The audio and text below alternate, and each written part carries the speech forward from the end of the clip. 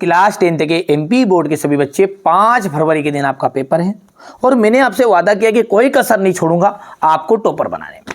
तो उसी श्रृंखला में एक मोस्ट इंपोर्टेंट पेपर है, वायरल पेपर मान सकते हैं आप इसे, पर आईएमपी है, रियल नहीं है। ये क्यों कह रहा हूं? क्योंकि एक बहकावे में मत रहिए कि किसी के पास रियल मिलेगा। किसी के भगत क्या काम करते थे? खेती बाड़ी का काम करते थे। शब्द गुण जो कितने प्रकार के होते? 3 प्रकार के होते। भोलानाथ किसे देखकर शिक्षक ना भूल गए, साथी बच्चों को खेलता देखकर। प्रयोगवाद के जनक माने जाएंगे तो अज्ञे। यहां से हमारे सूरदास जी की जो रचना है ना, वो सुर सारावली है। चौपाई छंद आपके 16 आ जाएगी।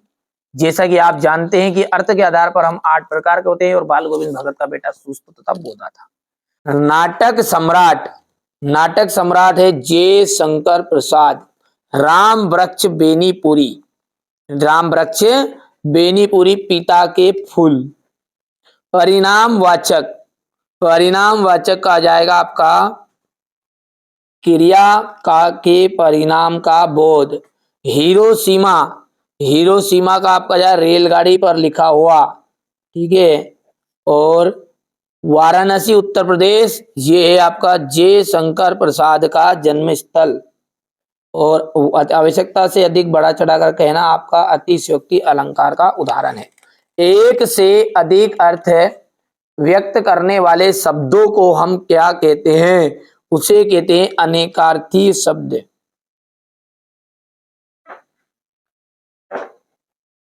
अनेकार्थीय शब्द।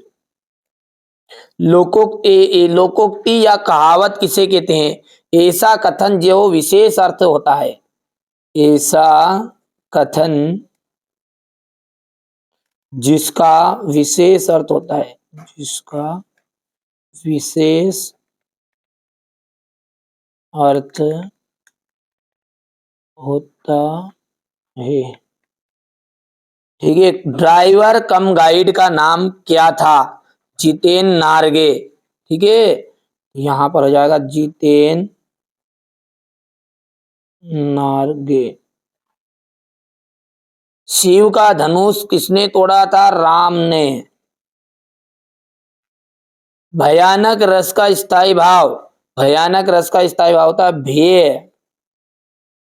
और हजारी प्रसाद द्विवेदी जो है वो छायावाद के लेखक है। हो गया भैया। चलिए आगे बढ़ते हैं और अगला देखते में राम पढ़ता है प्रश्नवाचक वाक्य नहीं, ठीक है। ये क्या है आपका? प्रश्नवाचक वाक्य नहीं हो सकता क्योंकि उसमें क्वेश्चन टेक आता है, ठीक है। सारे देश की आस्थाएं अंधविश्वास एक सी नहीं है, तो ये बात आपकी आ सकती है। हिरोशिमा में परमाणु बम गिरा हुआ था, बिल्कुल सत्य है। निराला ने बादलों से रिमझिम बरसने के लिए कहा है,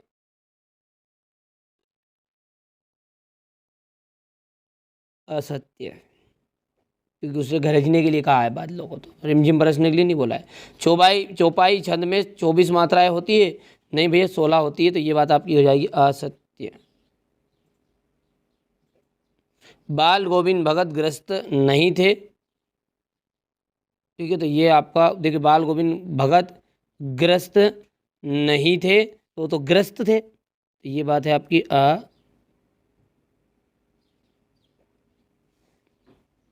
ठीक है, समझ में आ गया है। चलिए आगे देखते हैं अब, और क्वेश्चन नंबर आपका ये यहाँ से क्वेश्चन नंबर 6 पे देखिए। भगत के ने अपने बेटे की मृत्यु पर अपनी भावनाएं किस तरह व्यक्त की, ठीक है। आप तो अच्छे से कंप्लीट कर लेना, ठीक है भैया। यहाँ से अभी सारा सॉल्यूशन आपको अगले वीडियो में कवर कराऊंगा, मैं सबको समझाऊंगा जिस तरह से विकल्प रिक्त स्थान समझाएं। चलिए यहाँ से आप तो स्क्रीनशॉट ले लो जब तक आप बढ़िया से ना। ये देखिए क्वेश्चन नंबर 13 हो गया है।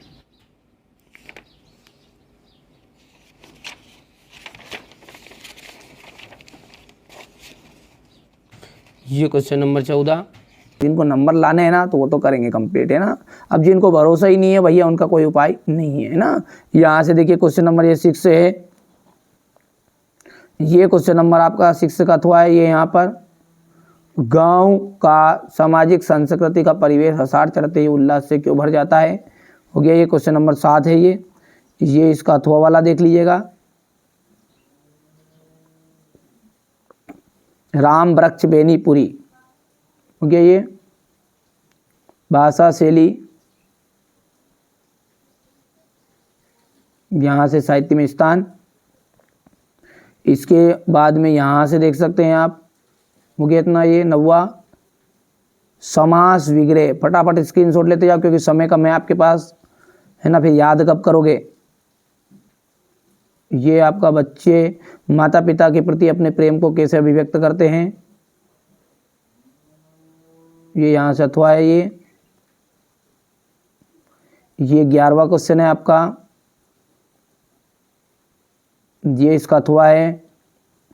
मंगरेश डबराल का आपका साहित्य परिचय आने वाला है, ठीक है, इस बार करके जाइएगा थोड़ा सा। ये मंगरेश डबराल हो गया है, ठीक है बच्चों, है ना। मेरा उद्देश्य क्या है कि आप अच्छे अंक प्राप्त करें, बस आप अच्छे अंक प्राप्त कर लो, यही उद्देश्य है।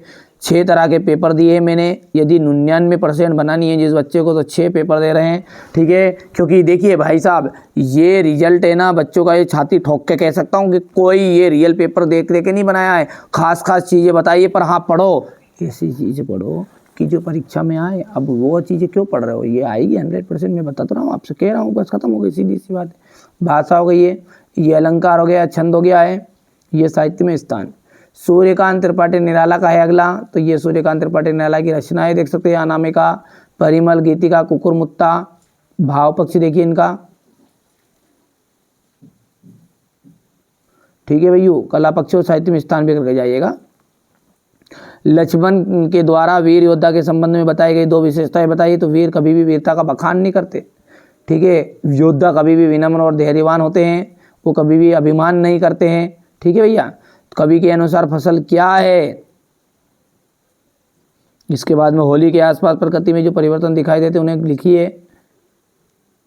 इसके बाद में यहाँ से देखिए, कविता का शीर्षक उत्साह क्यों रखा गया है। पाठ्य मुक्तक और गेय मुक्तक में अंतर। वीर रस का स्थायी भाव बताइएगा, वीर रस का परिभाषा उदाहरण सहित। क्वेश्चन नंबर 16 में देखिएगा, दोहा छंद की प्रत्येक मात्राएं लिखनी, यहाँ से देख सकते हैं आप। इसके बाद में ये क्वेश्चन नंबर आपका 17 है, कहानी और उपन्यास में अंतर।